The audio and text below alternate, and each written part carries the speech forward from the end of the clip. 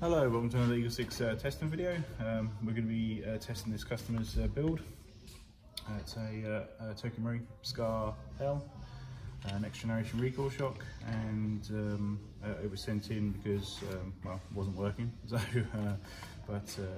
so we've stripped it down, investigated it, and we found that it's always difficult to tell exactly, but you can usually follow the faults back if you don't mean to something else. But essentially it looked like it was a slightly bunched hot rubber in there that was just putting a bit too much pressure on, and has caused a bit of a sort of compression jam with the BB, and therefore backed up the rest of the system, and then broke the piston and the well, broke the piston. So so we replaced the piston and the piston head with Prometheus ones. We've installed a gate tighten at the customer's request. So gate tighten advanced. It's one of those things where when you're in there, you know, might as well kind of do other things as well. And obviously the trigger response that you get from the gate tighten is obviously exceptional on these.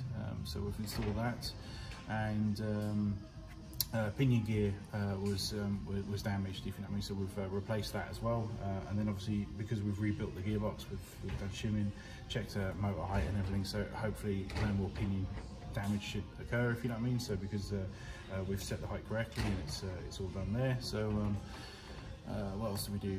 It had a broken bolt stop lever, so luckily Infinity Airsoft are now doing a small bolt stop lever for the Scar L, so we fit one of those, and yeah, combined with the gate tighten, it's working absolutely great, if you know what I mean. So so we're happy with that.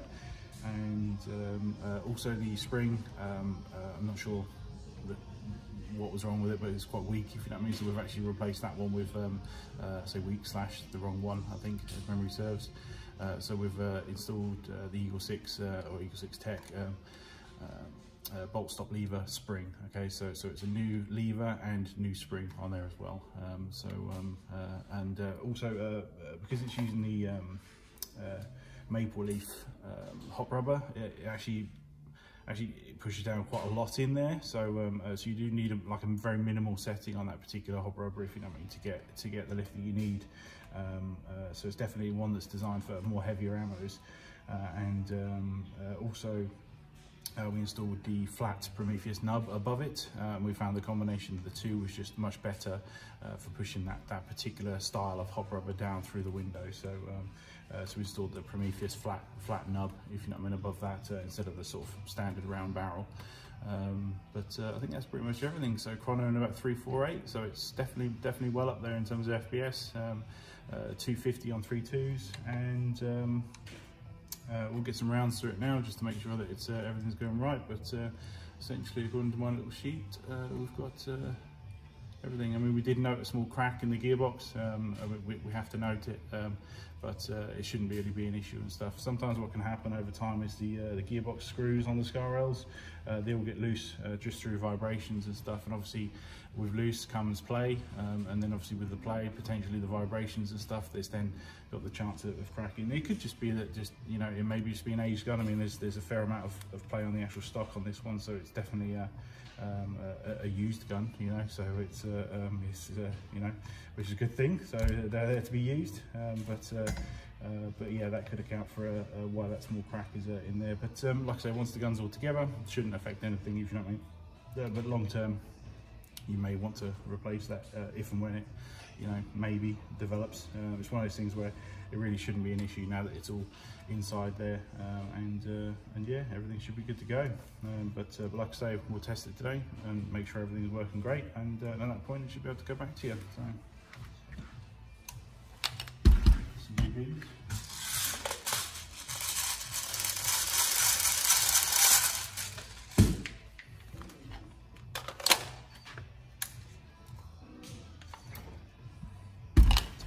Also put in from battery.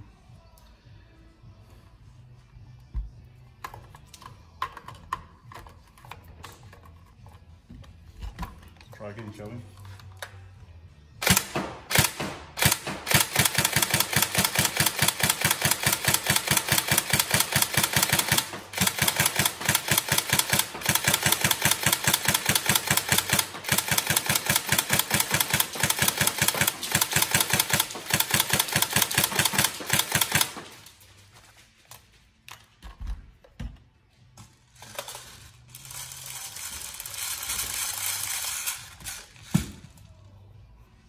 see there the trigger response is super crisp, which was much better than what it was before.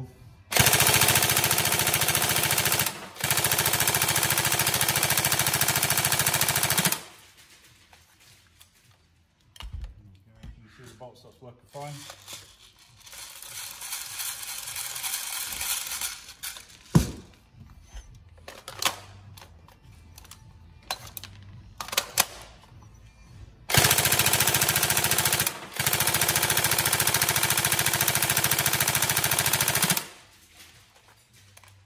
Just a 1400 7.4 volt battery we're testing on today.